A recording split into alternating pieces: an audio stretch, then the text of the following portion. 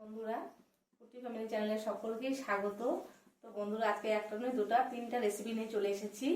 আজকে করব খাসির মাংস লাল ঝাল, আর করব হলো মিষ্টি কুমড়ার ছেচকি, আর করব হলো ফুলকপির পকোড়া। তো বন্ধুরা, আমার সঙ্গে থাকবেন, আমার ভিডিওটা পুরোপুরি আপনারা দেখবেন প্রথম থেকে শেষ অবধি। তো বন্ধুরা, এখন আমি রান্না করি, দেখুন কিভাবে রান্না করছি আমি। বন্ধুরা, আমি কুমড়ো ছেচকি বানানোর জন্য কড়াই আমি তেল দিয়ে দিলাম, সাদা তেল। তো আপনারা সরষের তেলও করতে পারেন, আমি সাদা তেল দিয়ে করব।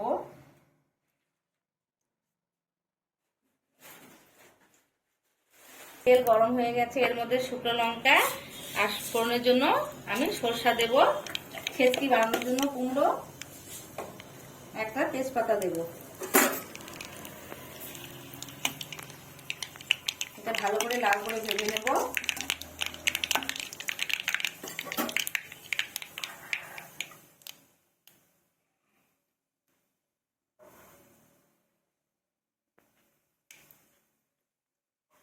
কুমড়োটা এখন দিয়ে দেবো তেলে আমি।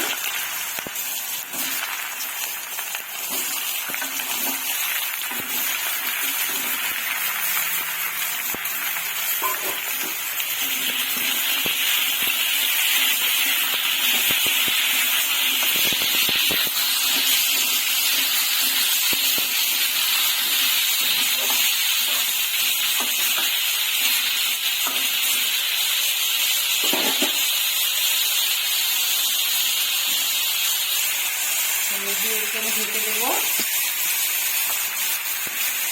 লবণটা জলটা বেশি দেরি হয়ে যাবে, সেই জন্য লবণটা আমি পরে দেবো।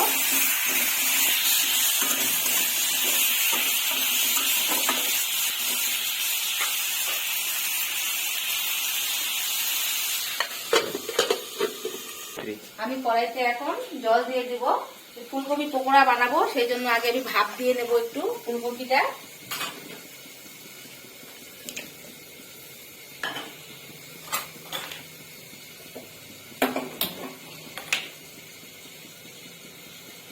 একটু এটার মধ্যে আমি লবণ দিয়ে দেবো। লবণ দিয়ে একটু আমি নেড়ে নেব। আর এদিকে ছেচকি বসিয়ে দিয়েছি আমি আগেই।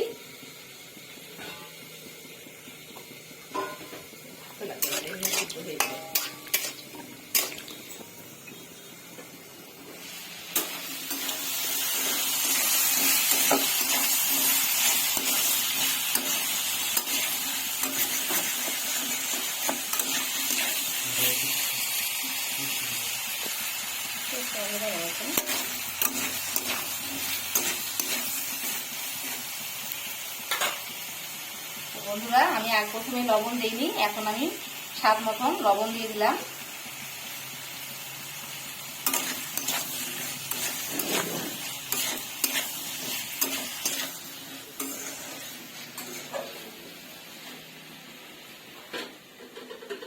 বন্ধুরা, প্লিজ প্লিজ আমার ভিডিওটা আপনারা পুরো দেখবেন, আর আমাকে একটা কমেন্ট করবেন।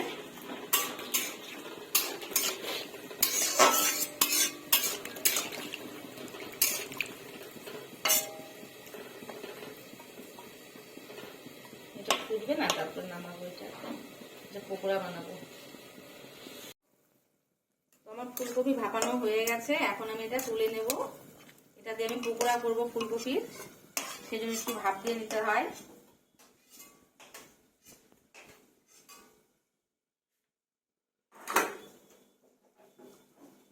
একটু ঢাকনা দিয়ে দেখবো, তারপরে একটু নেড়ে দেবো।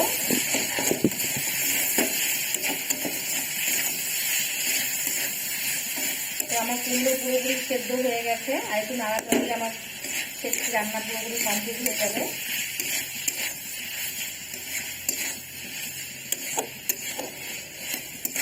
তো অনেকে কালো জিরা ফোড়ন দিয়ে রান্না করে, কিন্তু আমি কুমড়ো সরষা ফোড়ন দিলাম, আরো খেতে বেশি স্বাদ লাগে।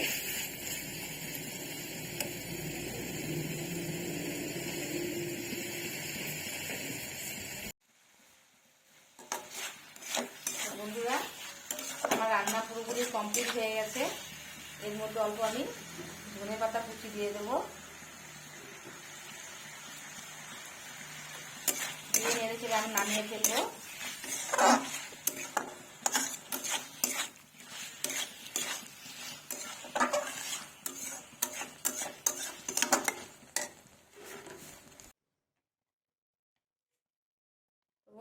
কড়াই আমি বসিয়ে দিয়েছি, এর মধ্যে আমি সরষের তেল দিয়ে দেব।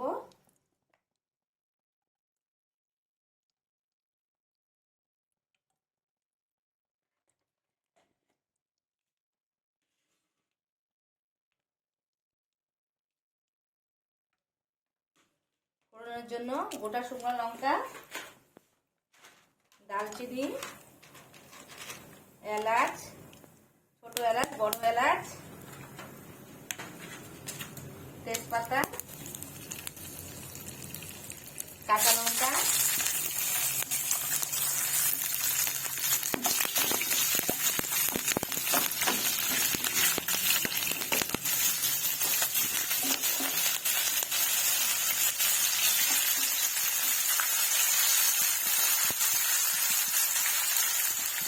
তো বন্ধুরা আমি এখানটায় 1/2 কেজি খাসির মাংস নিয়ে নিয়েছি। তো ফোড়নের মধ্যে আমি খাসির মাংসটা দিয়ে দেবো। এটা আমি ম্যারিনেট করে প্রথমে রাখিনি, এইভাবেই আমি রান্না করব আজকে। তো আসুন দেখুন আমার রান্নাটা।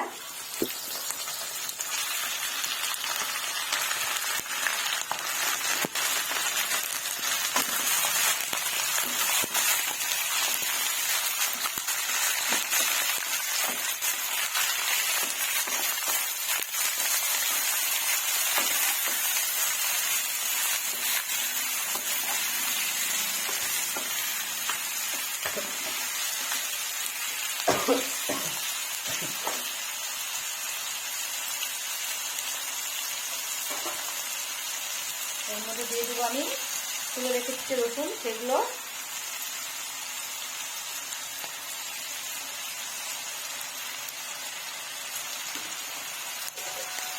একটু আমি ঢেকে দেব 2 মিনিটের জন্য।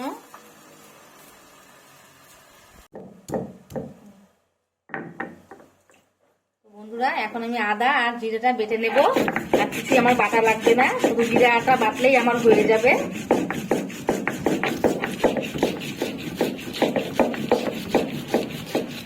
একসঙ্গে বেটে নিচ্ছি আমি।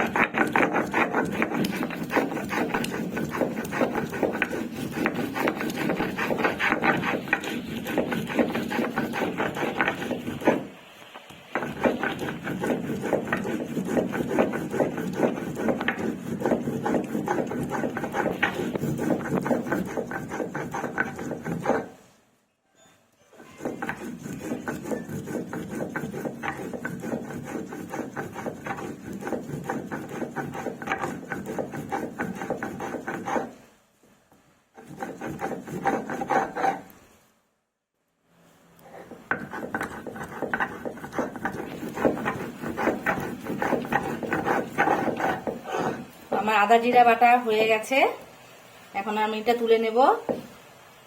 তো বন্ধুরা আমি 2 মিনিট ঢেকে রেখেছিলাম, ঢেকে রাখতে রাখতে দেখি আমার জিরা আদা বাটা হয়ে গেল। এখন আমি একটু নেড়ে দেব।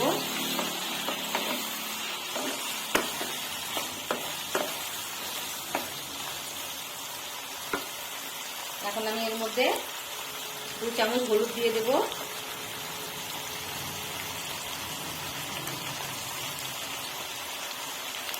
এক চামচ ধনের গুঁড়ো দিয়ে দেবো, ধনে পাতা গোটা ধনের গুঁড়ো।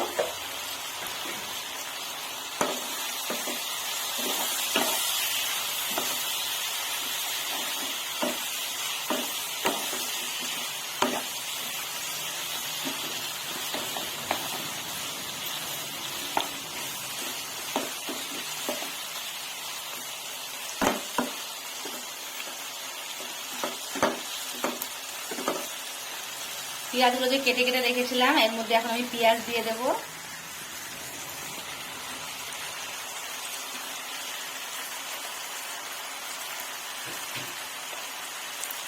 স্বাদ মতন লবণ দিয়ে দেব।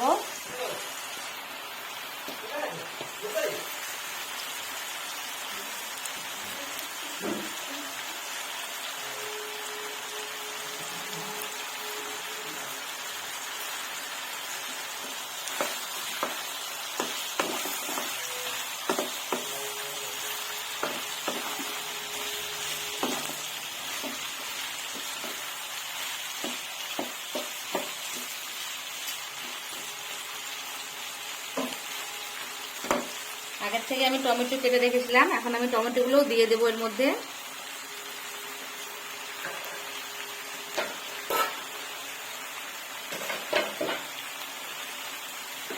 জিরে আর এই যে আদা বাটা করেছিলাম এখানটায়, একটু জল দিয়ে আমি গুলে নিলাম, এটা আমি দিয়ে দিলাম।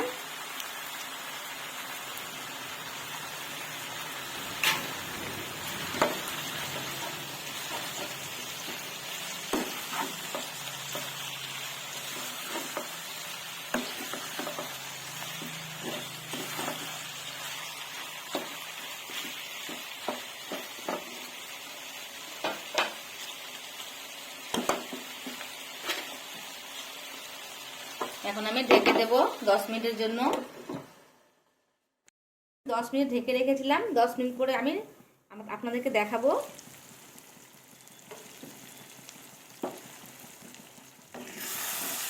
দেখুন আমার মাংসটা কষানো প্রায় হয়ে যাচ্ছে। তো বন্ধুরা, এর মধ্যে আমি কোনো আলু ব্যবহার করিনি, কোনো কিছুই দেব না, শুধু মাংসটাই আমি লাল ঝাল বানাবো, সেই জন্য শুধু আমার মাংসটাই লাগবে। আর দেখুন এই যে রসুনগুলো আমি বাটিনি বা থেতো করিনি, এমনিই দিয়েছি। তো এইভাবে বানিয়ে খেয়ে দেখবেন, খুব ভালো লাগবে। ঢেকে ঢেকে কষাবো মাংসটা আমি, তাহলে তাড়াতাড়ি সিদ্ধ হয়ে যাবে মাংসটা।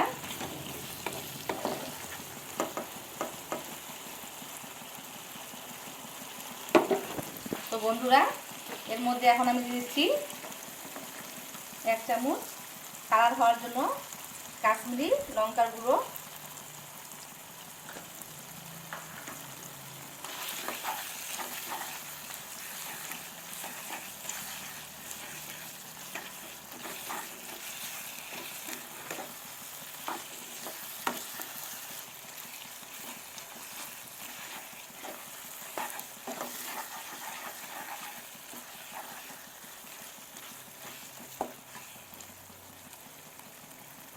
তো বন্ধুরা, আরও আমি 5 মিনিট ঢেকে দেবো, ঢেকে ঢেকে এটা আমি কষাবো।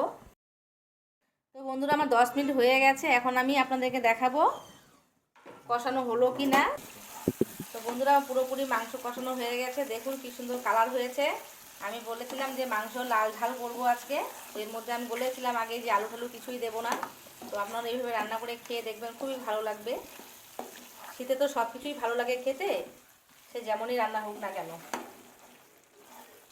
তো বন্ধুরা, এখন আমি হালকা সিদ্ধ হয়ে গেছে, সিদ্ধ হওয়ার জন্য আরেকটু এর মধ্যে আমি জল দিয়ে দেব।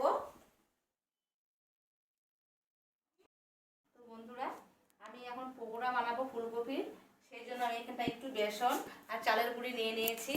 তো এখন এর মধ্যে আমি কি কি উপকরণগুলো লাগবে সেগুলো দেব। একটু দেব আমি গুঁড়ো গরম মশলা, একটু দেব আমি জিরের গুঁড়ো, একটু দেব আমি ধনের গুঁড়ো, লঙ্কার গুঁড়ো দেব, সব অল্প পরিমাণেই দেব আমি। হলুদ গুঁড়ো দিলাম, স্বাদ মতন লবণ দেব, আর সামান্য আমি এর মধ্যে কালো জিরা দেব। কালো জিরাটা মানে ভালো লাগে খেতে আর কি, দিলে পরে পকোড়ার মধ্যে, পেঁয়াজের মধ্যে, সব কিছুর মধ্যেই খুব ভালো লাগে আর কি। এখন এটা আমি জল দিয়ে গুলিয়ে নেব। একটু গুলিয়ে রেখে দিলে 5 মিনিট 10 মিনিট ঢেকে, তাহলে পকোড়াটা খুব সুন্দর হয়, ফোলে ভালো, খেতেও খুব টেস্টি হয়।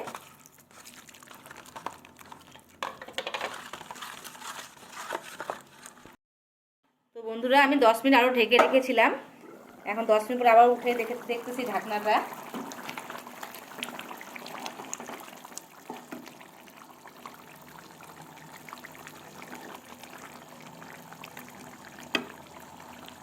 তো বন্ধুরা, মাংস সেদ্ধ হয়ে গেছে, আর 10 মিনিট ঢেকে দিলেই আমার পুরোপুরি রান্না কমপ্লিট হয়ে যাবে।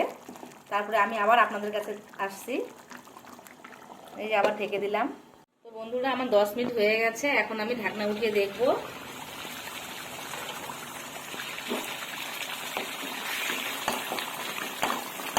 মাংস আমার পুরোপুরি কমপ্লিট হয়ে গেছে। আগে আমি গোটা গরম মশলা দিয়ে ফোড়নে দিয়ে দিয়েছিলাম, এখন আমি একটু গুঁড়ো গরম মশলা দিয়ে নামিয়ে নেব।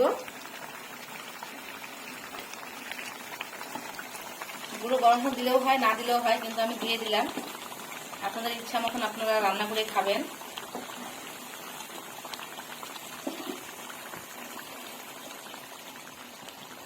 বন্ধুরা, আমি গ্যাসে কড়াই বসিয়ে দিয়েছি। এর মধ্যে আমি প্যাকেটে তেল ছিল আগের থেকে রাখা, এটা আমি ঢেলে দিলাম। পকোড়া বানাবো, সেই জন্য ফুলকপির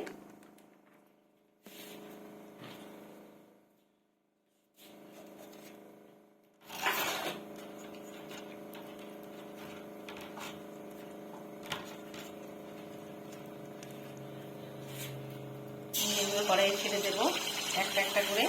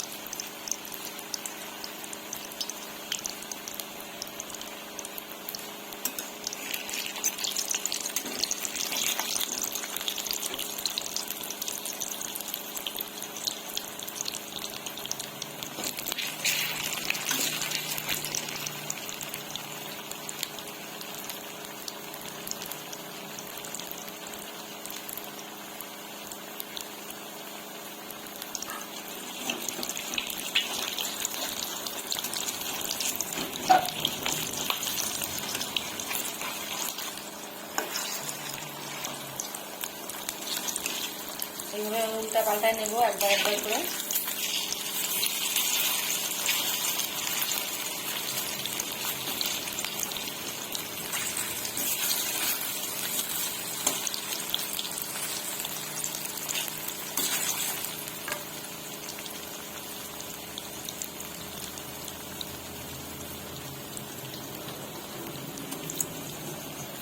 বন্ধুরা, আমার ফুলকপির পকোড়া হয়ে গেছে। এখন আমি একটা একটা করে তুলে নেব।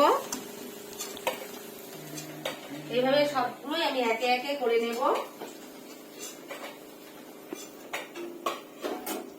বন্ধুরা, আপনাদের যদি খেতে ইচ্ছা করে তাহলে আমার বাড়িতে চলে আসবেন, ফুলকপির পকোড়া খেয়ে যাবেন।